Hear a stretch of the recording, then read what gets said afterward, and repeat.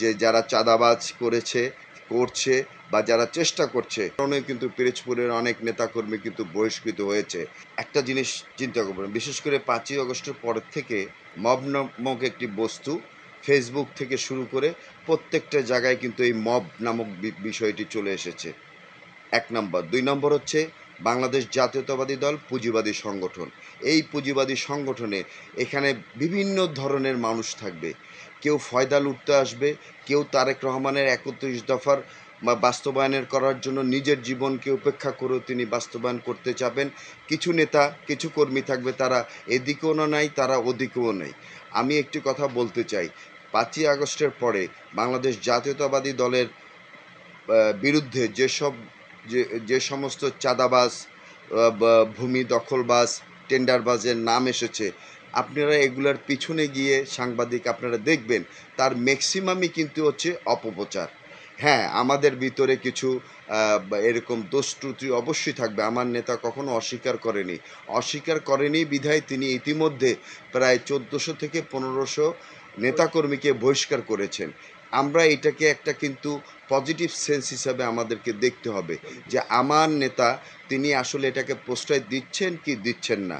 আসলে একটি কথা বলতে চাই, সেটি হচ্ছে বাংলাদেশের রাজনীতিতে এখন বিশেষ করে বাংলাদেশ আওয়ামী লীগ আজকে মনে হয় মুসলিম লীগ হওয়ার মুসলিম লীগ হওয়ার দশায় যেতে চাচ্ছে, কারণ হচ্ছে ধাবিত হচ্ছে। কারণ এই শেখ পরিবারের আপনি একটি সন্তানকেও পাবেন না যারা আগামী দিনে আওয়ামী লীগের হাল ধরার, কারণ তারা সেইভাবে প্রতিষ্ঠিত হয় না। তারা চেয়েছে এই দেশ থেকে হাজার কোটি টাকা দুর্নীতি করে, জনগণের টাকা দুর্নীতি করে তারা আজকে বিদেশে বিলাসবহুল জীবনযাপন করছে। তাই বাংলাদেশ জাতীয়তাবাদী দলের আমাদের অতন্ত্র প্রহরী দেশনায়ক তারেক রহমান কিন্তু তৈরি হয়েছেন। তা আমরা তৈরি করতে চেয়েছি আগামীর বাংলাদেশ বিনির্মাণে কে নেতা আমাদেরকে প্রতিষ্ঠিত করবেন এই বাংলাদেশে। একটি কথা বলতে চাই যে যারা চাঁদাবাজ করছে বা যারা চেষ্টা করছে তাদের বিরুদ্ধে ইতিমধ্যে আমাদের দল, এবং আমি পিরোজপুরের কথাও বলতে পারি, পিরোজপুরে যাদের বিরুদ্ধে প্রোপাগান্ডা ছড়িয়েছে কেন্দ্রীয় কমিটি তাদের সেই প্রোপাগান্ডাগুলাকে তারা আইনি ভিত্তিতে পর্যালোচনা করে দেখেছেন যে তারা দোষী। এই কারণে কিন্তু পিরোজপুরের অনেক নেতাকর্মী কিন্তু বহিষ্কৃত হয়েছে। তো সুতরাং নট অনলি পিরোজপুরে যারা এখন পর্যন্ত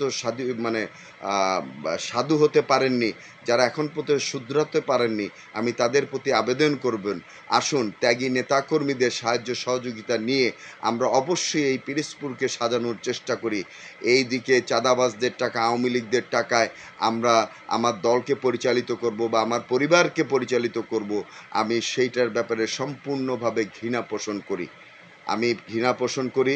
বাংলাদেশ জাতীয়তাবাদী দল 17টি বছর যে নির্যাতনের শিকার হয়েছেন সেই নির্যাতিত কর্মীদেরকে যেন ভুলে না যায় নেতারা, তাদের প্রতি আমার অকুণ্ঠ আবেদন থাকবে সেই নেতা কর্মীদেরকে যেন আমরা কখনো ভুলে না যাই এবং তাদের অধিকারকে প্রতিষ্ঠিত করার জন্য আমরা যেন কাজ করি। সেটাই আমার বাংলাদেশ জাতীয়তাবাদী দল পিরোজপুর জেলার প্রতি আমার দাবি থাকবে।